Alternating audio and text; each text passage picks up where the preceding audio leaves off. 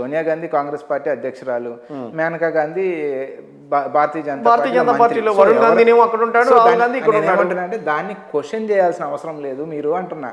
So ఆవిడ నేను నమ్మాను అని చెప్తున్నారు. ఓకే, సో నమ్మి వారు నేను ఎందుకు క్వశ్చన్ చేస్తున్నానంటే సార్, ఒకటి రాజశేఖర రెడ్డి గారిని మీరు వ్యతిరేకించినప్పుడు, రాజశేఖర రెడ్డి అసలు వ్యతిరేకించలేదు, దీన్ని మీరు ఫ్యామిలీని వ్యతిరేకించినప్పుడు రాజశేఖర్ డైరెక్ట్ విజయమ్మ గారు డైరెక్ట్ గా ఢిల్లీ వెళ్ళలేదా సార్? ఆయన ఢిల్లీ ఆవిడ డైరెక్ట్ గా ఢిల్లీ వెళ్ళి అడగలేదా?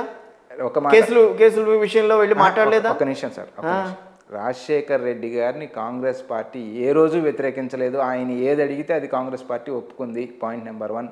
రాజశేఖర్ రెడ్డి గారు is also very happy with Congress party. అది కూడా తెలుసు కదా. అది తెలుసులేండి, ఆయన పోయిన తర్వాతే పరిస్థితులు పోయిన తర్వాత పరిస్థితులే తీసుకుంటే వన్ సైడ్ ఆఫ్ ద కాయినే మనం చూసాం. అంటే ఒక వర్షనే మనం విన్నాం తప్ప అవతల చర్చల్లో కూర్చున్న ఇంకొక ఇద్దరు రాహుల్ గాంధీ, సోనియా గాంధీ అక్కడ ఏం జరిగిందో మనకు చెప్పలా. వీరు చెప్పింది మనం విన్నాం తప్ప ఇంకేం అడిగారు, ఇంకేం చెప్పారు అనేది మనం అక్కడ చూపిస్తూనే ఉన్నాయి. ఇప్పుడు సినిమా స్క్రిప్ట్ ఎంతైనా చెప్తూనే ఉన్నాయి. వాస్తవ కథ ఆధారంగానే సినిమాలు వస్తాయి. నాకు ఒక కథ వాస్తవాల ఆధారంగానే వస్తాయి.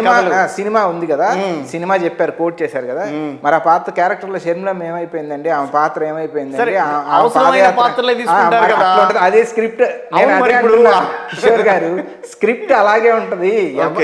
నా రాజకీయ పార్టీకి ఏం మేలు జరుగుతుందో అదే నేను జరిగినవే స్క్రిప్ట్ లో పెడతారు తప్పించి జరిగినవి క్యారెక్టర్ పెట్టాలంటే మళ్ళీ ఇంకో క్యారెక్టర్ వెతుక్కోవాలి కదా సార్. అది సినిమాలో మెయిన్ బతికించింది ఆమె కదా.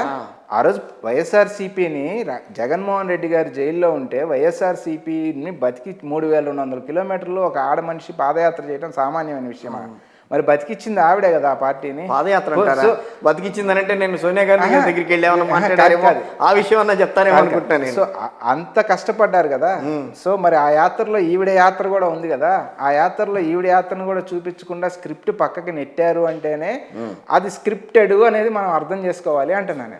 సో దాన్ని మనం ఏం కన్సిడర్ చేస్తాం. సరే సార్, ఏపీ ప్రజలు అయితే షర్మిల గారిని ఒప్పుకుంటున్నారు. ఖచ్చితంగా టార్గెట్ 2024 కాదు కదా, 2029. అది ఆవిడే స్పష్టంగా చెప్తున్నారు. పిసిసి ప్రెసిడెంటే స్పష్టంగా చెప్తున్నారు. ఈరోజు కాంగ్రెస్ కండవా వేసుకున్న ఎమ్మెల్యేలని నేను అసెంబ్లీలో కొంతమందిని పంపించాలనేది నా టార్గెట్ 24 ఎలక్షన్కి. నెంబర్ ఇంత అని మేము చెప్పాం కానీ, బట్ 29 పూర్తి స్థాయి లక్ష్యం. ప్రజలు నమ్ముతారా? 100% కాంగ్రెస్ పార్టీని. సార్, ప్రజలు నమ్మకుండా ఆంధ్రప్రదేశ్ ప్రజలు కాంగ్రెస్ పార్టీని నమ్ముతారు. ఎంతకాలం మోసం చేయగలుగుతాం ప్రజల్ని? ఈ ప్రాంతీయ పార్టీలు ఎంతకాలం మోసం చేయగలుగుతాయి? 5 ఏళ్ళు చంద్రబాబు నాయుడు గారు సాధించారు. ఇందాక ఓ మాట, ఎంతకాలం మోసం చేయగలుగుతాయి? అదే ఆ ప్రాంతీయ పార్టీలు చెప్తున్నాను. ప్రాంతీయ పార్టీలు అనేవి ఈ ఆంధ్ర రాష్ట్ర ప్రజల్ని ఇంకెంతకాలం మోసం చేయగలుగుతాయి అనేది నా క్వశ్చన్. హామీలు ఇచ్చారు, నెరవేర్చలేకపోయారు. ఇద్దరు బీజేపీతో అంటగాగుతూ ఉన్నారు. అక్కడి నుంచి ఏమీ రాదని స్పష్టం అనేది అర్థమవుతున్న తరుణంలో ఇంకెంతకాలం ప్రజలకి అవి చెప్పుకుంటా వారు మోసం చేయగలుగుతారు. ఇంకోటి ఓవర్ ఫేవరెటిజము, ఓవర్ ఫెనటిక్ కూడా ఉండొచ్చు. అటువంటి తరుణంలో అది కూడా ఏదో చేసేస్తారు, ఏదో ఒరిగిపోద్ది అని ఒక ఆశ ఉంటుంది. అది కూడా చూస్తారు, ఒక 5 ఏళ్ళు చూస్తారు, 10 ఏళ్ళు చూస్తారు, తర్వాత కనపడతాయి. శ్రీశైలం, నాగార్జున సాగర్ లాంటి కాంగ్రెస్ పార్టీ కట్టించిన ఓడరేవులు, కాంగ్రెస్ పార్టీ నిర్మించిన ఇస్రో లాంటి సెంటర్లు, ఇవన్నీ కనపడిన తర్వాత మేలు కాంగ్రెస్ చేయగలుగుతుంది అనేది ఖచ్చితంగా ప్రజలు అర్థం చేసుకుంటారు. ఈరోజు అదే చెప్తున్నా, ముందు కార్యకర్తలు ప్రజల్లోకి వెళ్ళి చెప్పుకునే కాన్ఫిడెన్స్ ఈవిడ ఇస్తున్నారు. మేము ప్రజలకు మాట్లాడుతున్నారు. కాదు మీరు నా దాంట్లో మీకు ఏం క్లారిఫికేషన్ లేదో చెప్తే I'm very much clear. Okay, చేసింది ఈ రాష్ట్రానికి కాంగ్రెసే కదా, ఇంకా అంతకు మించి అదే చేసింది. దాని గురించి అందరు ఇబ్బంది పడుతుంది. ఎస్ సార్, ఆ ఇబ్బంది ఉంటుందనే చట్టం చేసి ఇచ్చాము. ఇబ్బంది లేదు అని మాకు అర్థం కాక కాదు, లేకపోతే ఇబ్బంది విశ్వసించాలి. పోనీ ప్రజలు చెప్పండి ఈ రోజున ఏపీలో. సరే, మిగతా ముగ్గురిని ఎందుకు విశ్వసించాలో నేను చెప్తే, ఈ మిగతా 3 రాజకీయ పార్టీలు, ప్రాంతీయ పార్టీలు, బీజేపీ, జనసేన, టీడీపీ అండ్ వైఎస్ఆర్సీపీని, వారిని ఎందుకు విశ్వసించాలో చెప్తే, వారు ఏమి బీజేపీని పక్కన పడేశారు అంటే కాదులేండి, 3 ఈజ్ బీజేపీ అంతేనా? ఇప్పుడు భారతీయ జనతా పార్టీ అనుబంధ సంస్థలే ఈ 3. సో చాలా నోట్ చేసుకోవాలి. మళ్ళీ చెప్తాను, భారతీయ జనతా పార్టీ అనుబంధ సంస్థలైన తెలుగుదేశం పార్టీ, వైఎస్ఆర్సీపీ, జనసేన, ఈ 3 ఏం చేసినా ఈ రాష్ట్రానికి కేంద్రం నుంచి రావాల్సినవి అని చెప్తే, మీతో కలిసి వస్తేనేమో వాళ్ళు మంచి వాళ్ళు, కాదంటే కానీ మళ్ళీ వాళ్ళు సార్ బీజేపీ సార్. కాదు సార్, క్యాబినెట్ నిర్ణయం చేసి ఇచ్చింది కాంగ్రెస్ పార్టీ అని చెప్తున్నాము. ఆ క్యాబినెట్ నిర్ణయం చేసిన తర్వాత దాన్ని దాన్ని అమలు పరుచుకోలేకపోయిన కాదు, నేను ఎలక్షన్స్ గురించి మాట్లాడుతున్నా. టీడీపీ జనసేన బీజేపీ కలిసి ముందుకెళ్తే మీకు ఇబ్బంది అని అంటారు. అదే జనసేనను కాంగ్రెస్ పార్టీ లేకపోతే టీడీపీ కలిసి వెళ్తే అది కరెక్ట్ పోతానంటారు.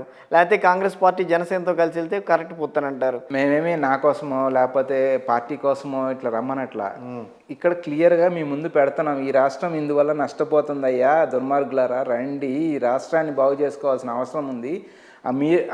వైఎస్ఆర్సీపీ ఏమో 3 లక్షల కోట్లు చంద్రబాబు నాయుడు నా నెత్తిన అప్పేసిపోతే నేనేం చేయగలుగుతానని జగన్మోహన్ రెడ్డి మాట్లాడితే, ఈయన వచ్చిన తర్వాత దాన్ని అప్పుని 8 లక్షల కోట్లు తీసుకెళ్ళిపోతే నెక్స్ట్ రాష్ట్రం పరిస్థితి ఏదని చంద్రబాబు నాయుడు మాట్లాడితే, ఇద్దరు కలిసి చేసింది అప్పులు కుప్ప ఈ రాష్ట్రాన్ని.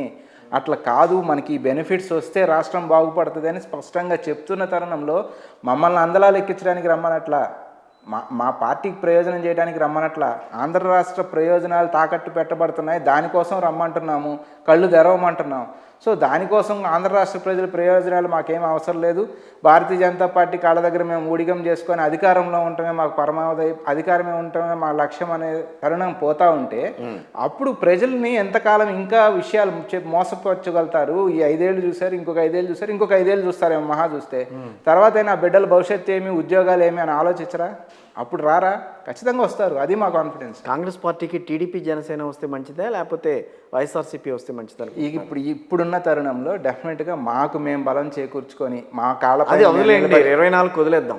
సో 24 మీకు ఒక అంచనా ఉంటుంది కదా, అరే వాళ్ళిద్దరు కలిసి వచ్చి వాళ్ళు కనుక ఫామ్ చేస్తే రేపు మనకి ఉపయోగం ఉంటుందన్న ఆలోచన ఏమన్నా ఉందా? అది అలాంటిది ఏమన్నా? నేను ఇప్పుడు ఇందాక మీకు చెప్పింది ఏమి, 3 భారతీయ జనతా పార్టీ అనుబంధ సంస్థలు అయిన తర్వాత మీరు వేసే అపవాదులు వేయచ్చు, నేను కాదనట్లా, కానీ ఒక క్లారిటీ అనేది వస్తే బాగుంటుందేమో కాంగ్రెస్ పార్టీ.